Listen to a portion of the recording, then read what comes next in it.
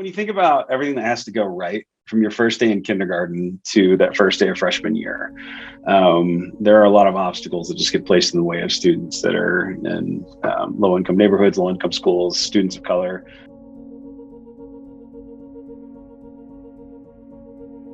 I do identify as a minority group. I am Dene, which is Navajo. Like, I do have to check out a box of my minority, my ethnicity group in general, and I do believe that did present some barriers for me applying to college. I know if I see a student who, them or their parents came here from another country, or if nobody else in their families attended college before, and how, even if they haven't had a quote unquote tough life, there's just a lot more barriers in their way for getting to this point than maybe somebody who, they have generations of family members who have gone to college. It's just a lot more difficult of a process. I feel like it's very hard to maneuver the process because it's so confusing. There's so many links, and if you've never done it before, it's a process for sure. There's no reason to sugarcoat all of this.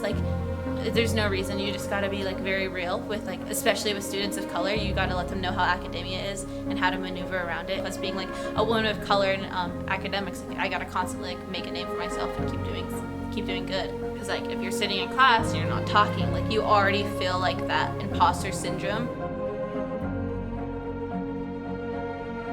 A lot of those students, they come for the orientation before classes start, and then it's an immediate culture shock when all of a sudden there's just nothing but rich white kids all around them. These students are already coming into a space that is not designed for them. They're already kind of othered. You can treat all students the same. You can offer financial aid to all students. You can give quote unquote equal opportunities. But when a student comes here, again, they're still going to be a part of that marginalized community until it kind of becomes an equal playing field all around. There's always going to be that imposter syndrome of do I even belong here? All first generation students, particularly prospective students who are even deciding if they can, I think they deal with imposter syndromes. Is this for me? Is this my place? And so I think from the earliest age possible, just communicating, you can. College is for you. College is for anybody who wants it. It's an exercise in empathy and in all areas of education when working with students from diverse backgrounds. It is important that we stop pushing our own singular experiences on kids.